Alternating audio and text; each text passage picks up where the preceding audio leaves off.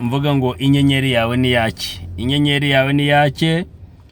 Imana ishobora byose ni yatsi inyenyeri yawe mu izina rya Yesu. Imana yatsi inyenyeri, Mwuka wera w'Imana amanukira ubugingo bwawe, Mwuka wera w'Imana amanukira umutima wawe, Mwuka wera w'Imana amanukire ubwenge bwawe, unyemerere inyenyeri yawe yake mu izina rya Yesu. Reka Mwuka wera yongera kwatse kandi wake, maze ikiganza cy'Imana kibe ku buzima bwawe.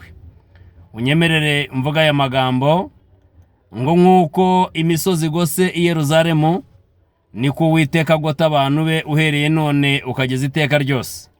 Unyemerere umucyo w'Imana ukugote, unyemerere imbaraga z'Imana zikugote, unyemerere ubuntu bw'Imana bukugote, unyemerere urukundo rw'Imana rugutwikire.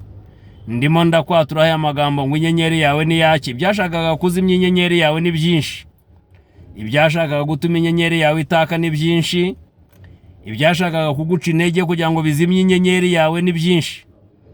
Hari imbaraga zashatse kuzimya inyenyeri yawe, hari imbaraga zaturutse mu bantu, hari imbaraga zaturutse mu buryo bwo mu mwuka, hari imbaraga zaturutse mu badayimoni, hari imbaraga zaturutse mu bazima babi, hari ibyagiye birwanya inyenyeri yawe. Satani yarwanyije inyenyeri yawe kugira ngo ayizimye, ariko Imana irabyanga. Imana ishobora byose ni gucanira inyenyeri rero. Akira inyenyeri, akira inyenyeri, inyenyeri yawe ni yake. Ndimo ndakwaturaho aya magambo mu izina rya Yesu. Aho utageze uhagere, inyenyeri yawe ni yake. Inyenyeri ya Yosefu yaratse ahinduka igikomangoma, inyenyeri ya Mefibosheti wari Lodebari yaratse, yatse Imana imujyana i Yerusalemu.